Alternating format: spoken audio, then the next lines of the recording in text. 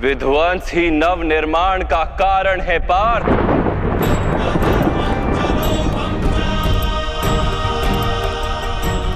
पौधे की एक डाली काटी जाए तो दो डालियां जन्म लेती। तुम आज के विध्वंस से क्यों भयभीत होते? कल पुनः नवनिर्माण होगा, क्या ये सत्य नहीं जानते? वृक्ष के कुछ पत्ते झड़ जाएं या नए उगाएं, उसे आनंद या दुख का कारण नहीं कहा जाता। पत्तों के जन्म का उद्देश्य और उनके जीवन का अर्थ केवल वृक्ष को जीवित रखना होता है। वैसे मनुष्यों के जन्म और जीवन का कारण वास्तव में समाज का सुख।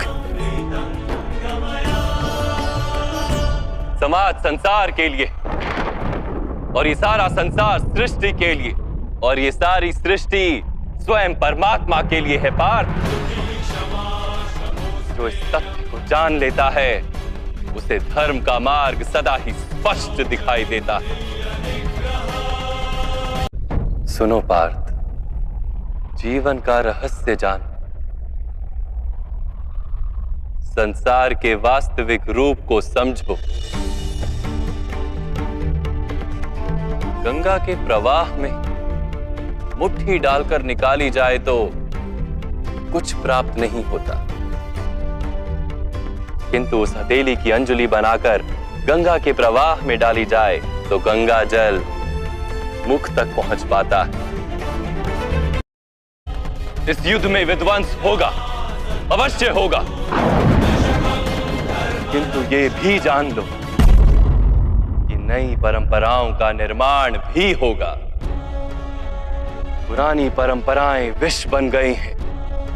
हजारों वर्ष पूर्व वेदों ने जिस धर्म की स्थापना की थी वो अब केवल शब्द बनकर रह गई।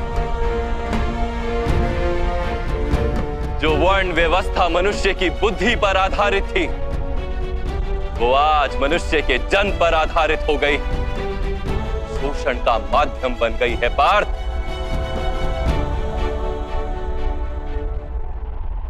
पुरानी व्यवस्थाएं टूटेंगी, नई व्यवस्था का जन्म होगा। पुराना धर्म नया रूप लेकर प्रकट होगा। 24 वस्तुओं से बने मनुष्य नामक यंत्र में वास करता है पुरुष अर्थात परमात्मा का अंश। उसे आत्मा कहा गया है।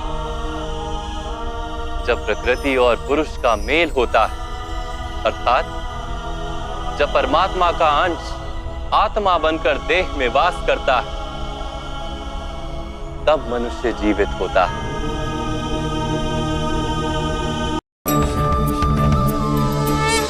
यह आत्मा का क्या कार्य है माधव?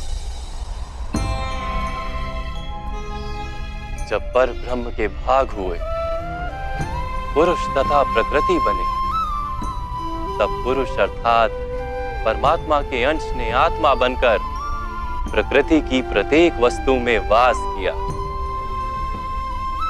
उस आत्मा को मोह तथा अंधकार ने घेर लिया पार। उस मोह निद्रा से जागृत होकर स्वयं को परमात्मा का अंश जानना ही आत्मा का कर्तव्य, उद्देश्य और जीवन कार्य।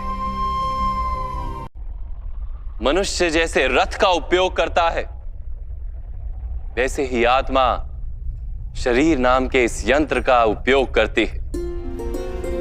शरीर के माध्यम से शरीर के सुख दुख का उपभोग करती है, किंतु आत्मा शरीर नहीं पार्थ। शरीर का नाश किया जा सकता है, किंतु आत्मा का नाश नहीं किया जा सकता।